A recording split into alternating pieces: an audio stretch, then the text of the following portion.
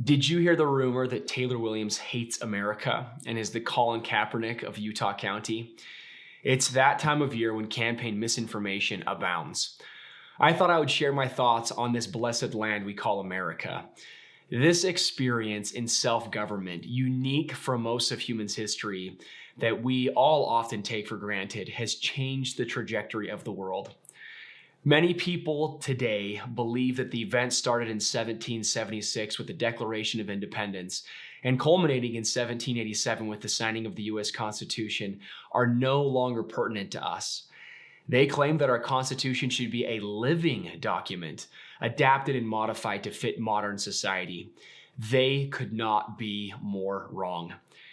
As a student at Utah Valley University, I studied constitutional history and was privileged to work at UVU's Center for Constitutional Studies.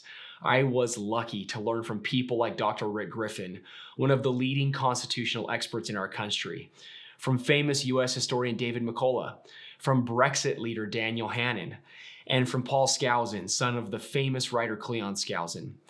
From these teachers and guest lecturers, I learned what one professor called the lamp of experience.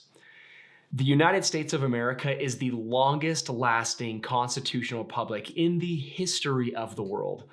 The political structure that we live under hasn't survived by sheer luck. Our country was created for a wise purpose, a special purpose. I believe our founding fathers were divinely inspired men who studied and understood history. They took the principles they learned from ancient Greece and Rome, from Germany and England, and put them into our founding documents. These time-tested principles should serve as a roadmap for how we govern ourselves, even at the county level. The ideas of limited government, individual rights, minimal taxation, and more aren't the ideas of dead white slave owners. They are the cumulative knowledge of inspired and wise men that are arguably more important today than ever. These ideas and principles resonated deep within me and called me to a commitment to our republic and to our country, a commitment from which I have never wavered. There is a rumor circulating that I don't pledge allegiance to our country's flag because someone saw me having a moment of quiet prayer during the Pledge of Allegiance at the Auditor's debate without my hand on my heart. For some time, I have silently prayed during the pledge to thank God for the blessings of this nation and what it has done for human freedom and religion. It had become a way for me to find greater appreciation in a personally meaningful way. So one part is true, my hand was not on my heart. What's emphatically false is that I don't love this country. This is not a Colin Kaepernick moment, nor is it a protest statement, and I have said that repeatedly. I've participated in our pledge literally thousands of times and have publicly stated that I will continue to do so. People can make up their own minds about what happened at the debate, just like they can come up to their own conclusion if I'm the best candidate to be the next county auditor.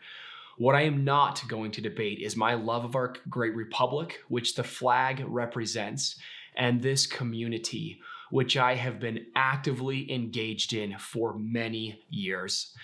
I admire our founding fathers deeply for their undying commitment to freedom.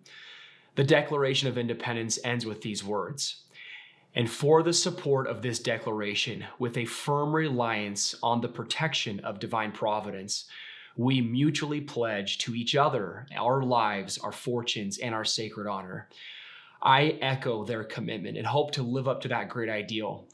As for my qualifications, I will let my record and actions speak for themselves as a student of history of our nation, my record of service and activism within the Republican Party, and my tireless work on behalf of conservative causes and candidates that I believe in. The United States of America is what Ronald Reagan called the shining city on a hill. I believe that Utah is the greatest state in the nation, and our very own Utah County truly is the heart of Utah. Join with me in helping shape the future of our country as we ensure that our local government lives up to the ideals we hold at every level of government in this great republic.